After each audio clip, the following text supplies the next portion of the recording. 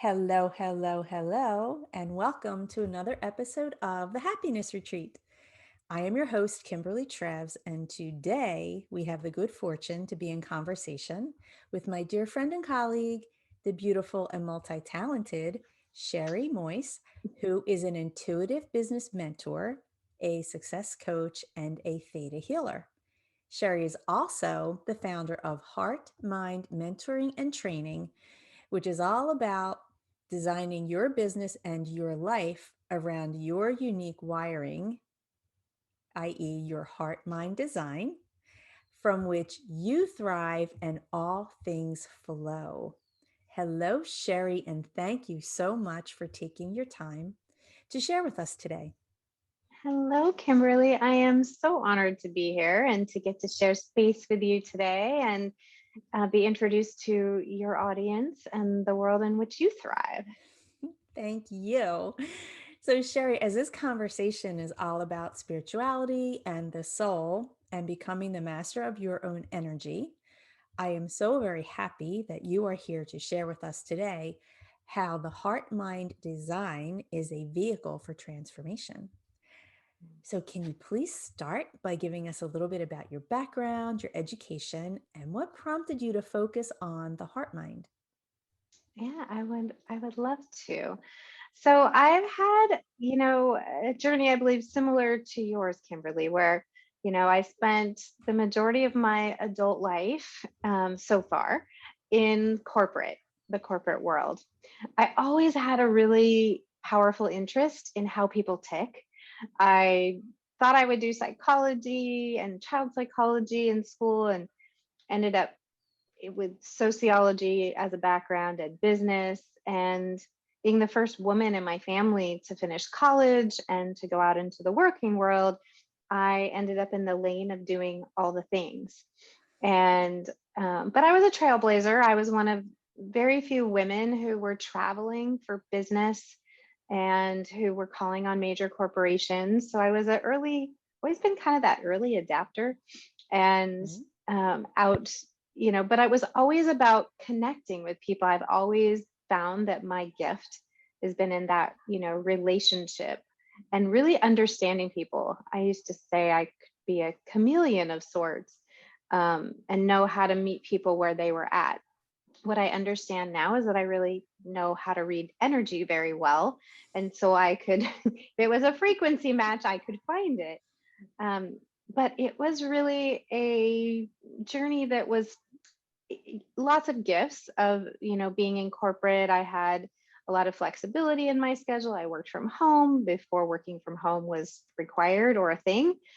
And but it was really soul sucking in terms of like it wasn't fulfilling to be selling things.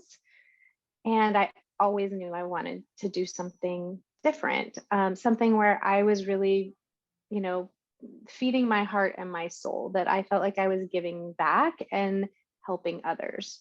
So that was always on my radar, interestingly enough. Like I knew when my youngest turned 18 that I was going to leave corporate, like in some way, shape, or form.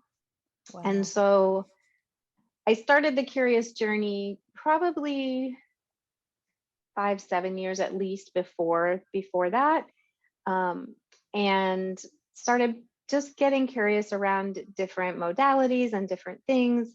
A friend of mine was working at HeartMath at the time, and HeartMath is all about emotional self-regulation, and they have these really beautiful tools.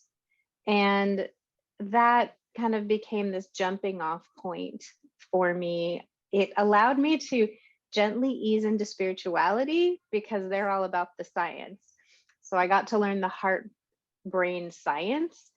And then I had my own kind of spiritual awakening. Life happened, and I found theta healing. And it was at the time all for me. It Mm. was really for me to uncover the things that had been holding me back and things that had be me not really understanding myself as well as I wanted to. And so now I have the science and the spirituality and how to blend them. And is this familiar? I was going to say, shouldn't everyone have that, honestly? My tagline for a long time was, I combine the best of science and spirituality. Mhm. Um, and so it was a journey. Unfortunately, I had a client at the time. For in the beginning, I was really helping people navigate anxiety. A lot of my clients had, 8, 9, 10 on a scale of 1 to 10 in anxiety. And I had a client who said, "What's that other thing I was really leaning on the science. And he was like, "What's that other thing you're doing?" Then he was talking about the theta healing. He's like, "I want to try that." And so I had this permission to really explore combining both. And that was really the beginning of the journey of understanding this beautiful brain in our heart in a whole different way. And so that was really, I didn't know at the time when I named my business what it really was about. Like, sometimes you have that inspiration. Initially, it was heart, mind, energy, life mentoring. And I always thought I want to connect people to their heart, teach them to mind their mind so they have the energy to live a life they love. But what I've come to really realize is that the focus for me is your heart mind design. Your heart mind is that we each have this beautiful brain in your heart, and it's guiding us all the time. It's your heart sends more information to your brain than your brain sends to your heart or any other organ, any information that goes to the brain. So we're really being guided by this all the time. Mm. And so when we can tap into that, when we can really honor our emotions, our knowing, our intuition, our soul, our spirituality, and lead from here and then go to here, as I say now, the the heart conceives so the mind can create. So your heart mind design is, how do you communicate between here and here? And I look at it kind of as this infinity symbol. And as you can see, it kind of goes through the throat chakra. And so as we become more expressed from here, we can express our truth, our desires more easily. And this mind can then help us to create what we desire. Putting every tool that we have in its proper place. Because, I mean, if you think about it as you were talking, you know, we could be 5 foot whatever tall, but if you just take the torso, your heart's in the middle between your head and the bottom of your torso. So it makes perfect sense that really the computer chip or whatever you want to call it that's emanating out to all other parts of us, it really makes sense that it's in our heart. And the only reason I think we, as a, let's say an American society, but maybe every society, the only reason I think that we really think it's the mind of the brain that's the lead, the head, the computer chip. A, we've been taught it Yes. verbally, said, saying this is where your brain is. But look at the education system. We've only been taught to take information in, store it, and regurgitate it. Yes. Yeah, I'm so grateful that there is this push now for, EQ, how you understand your emotions. You Mhm. have your EQ, your IQ, your SQ. I mean, we're starting to understand that there's different parts of us. And it's so true. But I tell people all the time, you can try to cut off from here. I did for a long time. I mean, that was my journey. Like many, was told, don't feel things. Mhm. You don't, what you feel isn't, important, or at least that was how I took it. And Mhm. so I really tried to stuff my emotions for a long time. I've learned that emotions are data, not directives. And the more that we can really like get curious about what they have to share, like what are we feeling? What are you leaning into? Like what there's so much richness in this beautiful mind of ours that can then guide this mind. I don't want to take this one out of the equation. It's powerful. But you're exactly right. It's a computer. It really is. Yeah. Like it stores data, it stores information. And when you ask a question of it, it goes in the computer files and tries to find the answer. Well, if it doesn't have the answer, what does it do? It goes to the nearest thing that's familiar to it, that might be similar, but it's not very good at making those analogies. Mm-hmm. And so we make decisions or we take action based on history, old data, when we have the guidance right here. So true. It is, right? So you can say that your brain is literally a historian of the past. And Yes. everybody wants a new bright and shiny future, but isn't the definition of insanity doing the same thing over and over again and expecting a different result? I used to say all the time, I have like the biggest bump on my forehead from banging my head against the wall, right? Yes. Trying to like change the result. My kids, I used to say, you walk down the same path, hit the same tree, Right. but that's what we're doing. Our mind doesn't, this mind only has those beautiful neural pathways that have been created over time. You can build new ones, but that comes from this data or learning new information, but it all has to filter through here. It's filtering through here anyway. So it's when you can understand how you're designed, how you process your emotions, how you pay attention to them, what happens when you feel something, know something, deepen into your intuition, and how those two communicate. That's when the magic happens. That's when you can really step into your full expression, because otherwise you're cut off one end or the other and we're not fully expressed. Right. And, why would we have a heart? Why would we have a throat chakra? Why would we have a mind and a brain or the third eye, whatever? Why would Yeah. we have all these pieces and parts if we weren't meant to use them? Yes. Right? Yes. Yes. But it didn't feel safe, right?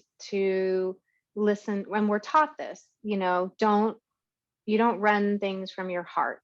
Like you don't run your business from your heart. You don't run your life. Your heart will run away with you. And so we're taught that we have to one of my missions is to undo that, Mm-hmm. that and connect people to their heart. Because when we're connected, we're raising that frequency, we're raising that vibration, and we're calling in the things we need to create that in which our life is meant to be doing and being. Yeah. So now you're bringing up a really good point that let's go back to we need have a new behavior to create a new outcome. So can you help me understand now if I'm going into the heart first? And if people need to quote unquote think through things for the best possible result, can you tell us from your viewpoint, from the heart mind standpoint, can you tell us how someone can best create what they want to desire through the heart mind? Yeah, I would love to. So I say it begins and ends with awareness. Mm. And so one of the simplest tools that I use, I don't care if you're a business client or otherwise, is starting to really notice and pay attention to what we're feeling, what emotions are coming up, and gathering that data and learning to honor it. Because I will have people track their emotional landscape, which is a beautiful thing. There are no, by the way, good or bad emotions. It's all data. And just in the noticing, just in the being aware of where was I? Where were my emotions today? We start to get data from here and it gives us clues to what's been going on in our outer world. And so that is like the most simple, basic piece is just to notice, just to be aware.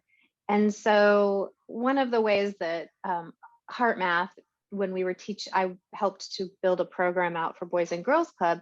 And the way we were teaching noticing your emotions, and I still use this with adults, is your inner weather. So, are you feeling sunny? Are you feeling calm? Are you noticing that you are cloudy or stormy?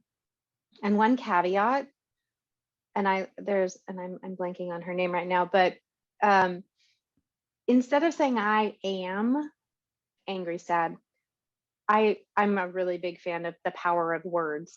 So it's I'm noticing I'm experiencing some anger. I'm noticing that I'm today was really joyful. So instead of if we identify ourselves as an emotion, this brain tries to creates more of that. Right. And so we want to notice. So again, awareness. So just take a piece of paper, do a little grid on it, Foursquare, and track for a week or two, once a day, like where did you spend most of your time on that grid? Were you, you know, sunny, calm, the lower vibrational emotions, um, like calm and cloudy would be at the bottom half, and then anger, frustration, those stormy emotions, and then joy would be at the top half. Mhm. And there's a whole bunch of science that goes behind that within your physiology. But start to notice. And then you can start to connect to what are you being directed from this mind that this mind can then take some action on. How do we start noticing? I mean, we are so in our, because this mind's all about the past. Hmm. Most of the day, if you're not practiced at not being there, most of the day, you're ruminating about what has happened. You're also fretting about what could happen. And there is a very finite amount of time during the day. Like, obviously, hopefully, when you're driving, you have a little more awareness of what's happening at the current moment. Or let's say when you're riding a bike or a motorcycle or flying an airplane, like we hope that there are some when you're in a mechanical situation with a machine, hopefully you're not ruminating and projecting. But how do we start to at least does this quadrant exercise help with this building this awareness of where we are?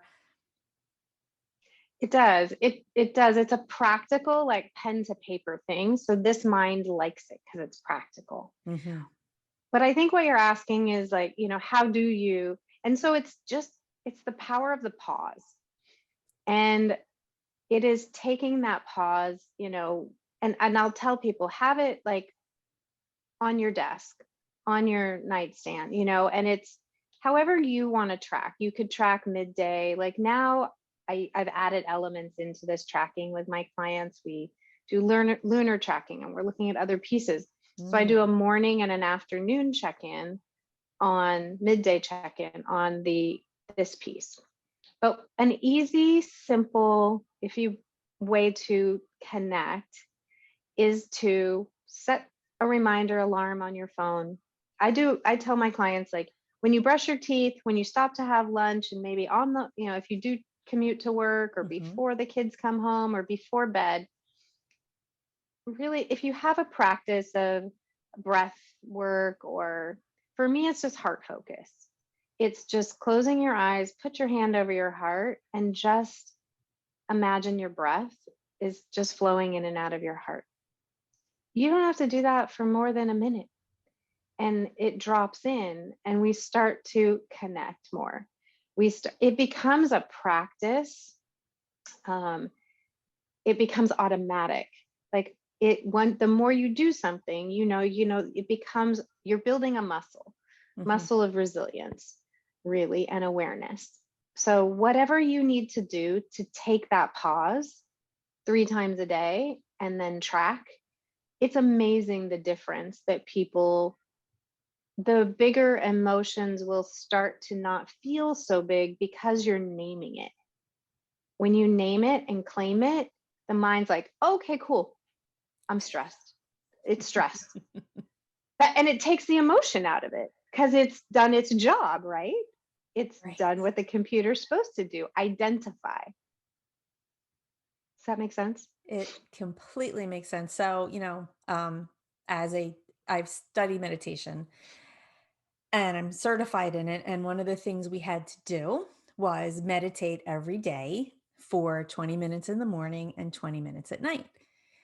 And just like when you're learning to ride a bike or you're learning to drive a car, anything that you do that involves your mind and your body, which people have to really realize, meditation involves both. It's not Yes. just one or the other. There's this little, your amygdala, this Mhm. little guard dog is like, oh, this could be dangerous. This could be dangerous. This could be dangerous. So, how do you suggest we get the mind on board with A, either just try it, or B, this isn't really that dangerous and why? How do you, because I know a lot of people are listening and saying, I've tried to meditate, I've tried to be aware, I've tried to whatever, whatever, anything Yes. that you've just mentioned. And yeah, that doesn't work for me. I call this pre-meditation, by the way. Yes. I have not like the you have to find what works for you, which goes back to the original point of what is your unique design? Hmm. How are you designed? What works for you?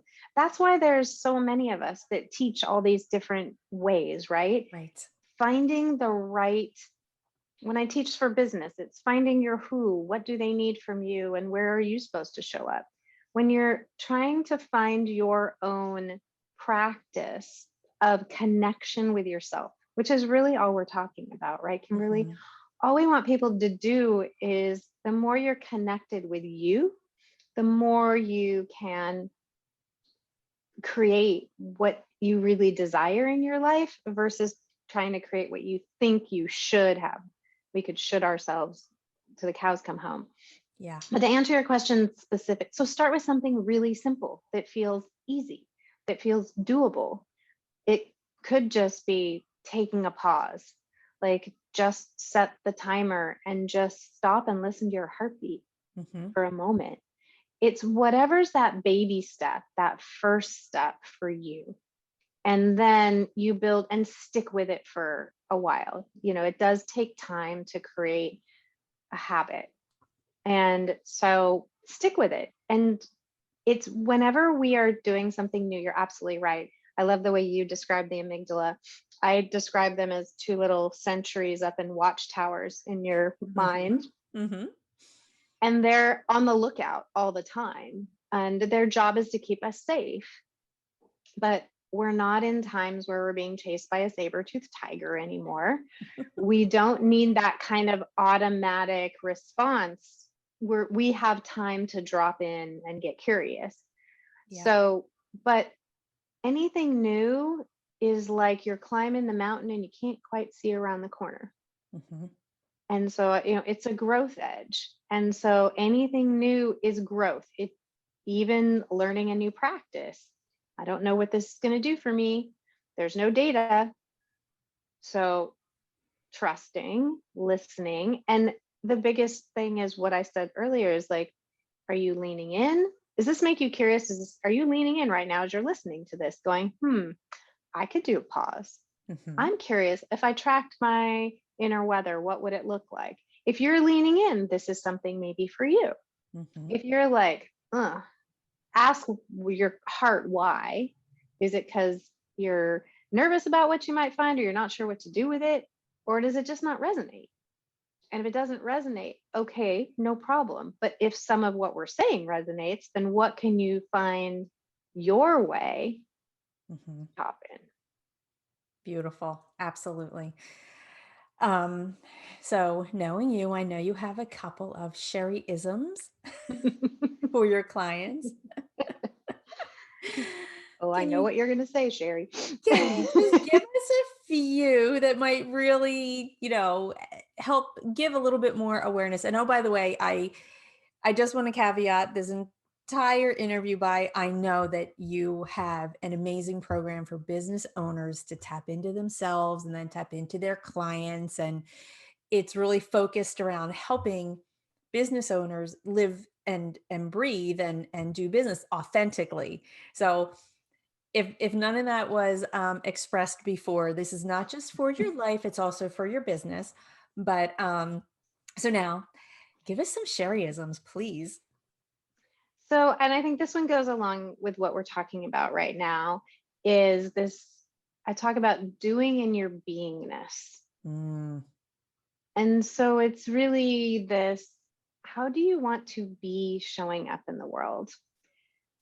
And I take people through a couple of exercises to create their to be list. And then and then you create your to do list with your to be list in mind. So if I want to be in the energy of play, fun, connection, joy, whatever my words are, imagine your perfect day as a child. Like, what would you be doing? Where would you be? What was that feeling?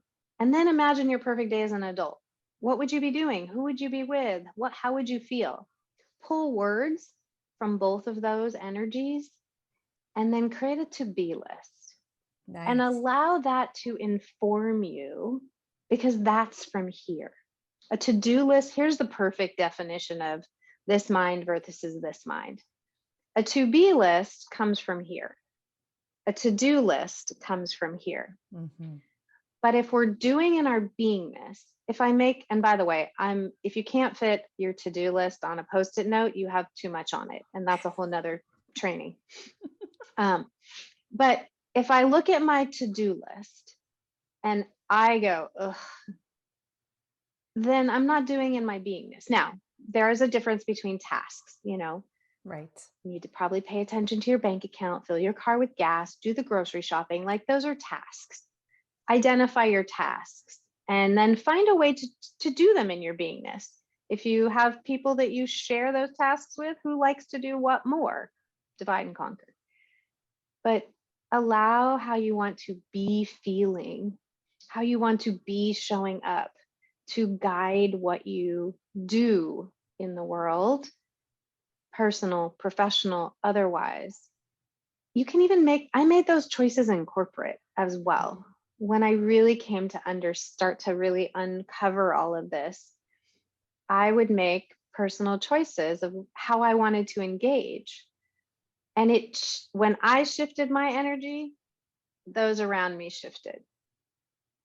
And so doing in your beingness. So I'll ask when somebody is super frustrated and things aren't going their way or they're feeling disconnected. I'm like, are you doing in your beingness? Are you doing what you think you should? Are you shoulding yourself? Hmm. So true. And I think we've all been taught that we get rewarded when we do the things that other people say we should do. And we've Mhm. gotten the opposite of rewarded when we did things that were opposite of what people said we should do. So no wonder we live in this should. And then it's like coulda, woulda, shoulda. I mean, really, it's just a circle, an endless spiral of not moving forward. You're just, you're Yeah. just like a horse on a Yeah. inside a corral that's just being exercised. I mean, come on. Yeah. Because you're following, and that's what I find with business owners, especially those who are more, spiritual, and they've come into this because they're like, I have these gifts. I really want to help others. But Mhm. they're trying to do things in this. They're like, okay, they say Yeah. you should show up on social media every day. But they're like, oh my God, I'm going to throw up. Like, it doesn't feel good. So what happens? There's no frequency match. The energetic match isn't there. They're Right. not getting results. Right. And so what happens? Then they start to doubt themselves, then they can't, they're not moving life forward. And the same thing happens in our personal lives and in all different ways whenever we're in the energy of should. Yeah. So can you please tell us, because I'm sure there are a lot of people saying, okay, enough about what she does. How do we talk to her? So, how do we get a piece of this? So can you please tell us all the programs and support platforms you offer to your Yeah, tribe? absolutely. So my design is to co-create and collaborate. So much like you, Kimberly, twice a year, sometimes three, but typically twice a year, I do micro summits as well. Hmm. And so those are in the spring and the fall. So I will have one in in September of this year. And that's at heartpoweredresults.com. You can kind of always see what the next micro summit is looking like. Where I show up, because it's also how I'm designed, is mostly on Facebook, in Facebook groups. You won't find me posting on my timeline a ton, but but in the group, that's my Mhm. comfort zone. And so that's the Heart Powered Coaches and Healers Collective. And it's really meant to be a collective. It's really meant for us to inspire and support, and I'm just the guide.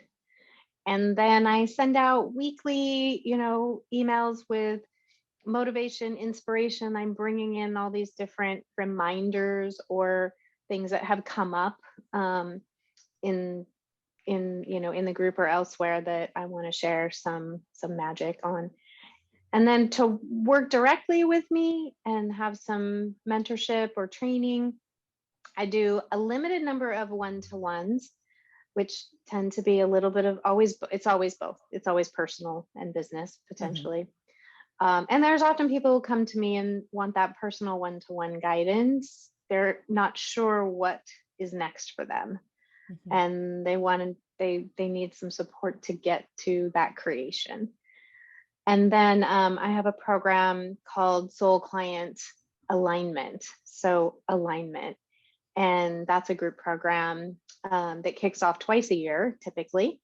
And that's where we really dive into all these pieces and create that alignment and understanding. Nice. Lovely, lovely, lovely. Sheri, thank you for joining us today. Oh, by the way, all that information is of how to contact Sheri is included with this video. So no one worry, you didn't miss anything. So Sheri, thank you so much for joining us today. I treasure all of your insights and your wisdom, which has been so informative for us all. Well, thank you so much, Kimberly. So grateful to be here. And I just want to say thank you from my heart to yours, and just remind everybody that all it takes is a little bit of heart power. That's where the magic is. A lovely last thought. Thank you. And to everyone watching, thank you for joining us for this episode of the Happiness Retreat. We hope you have gotten some inspiration, some motivation, some guidance, and some clarity in your connection with your soul and your heart mind, and becoming the master of your own energy. So, thank you again. And until next time.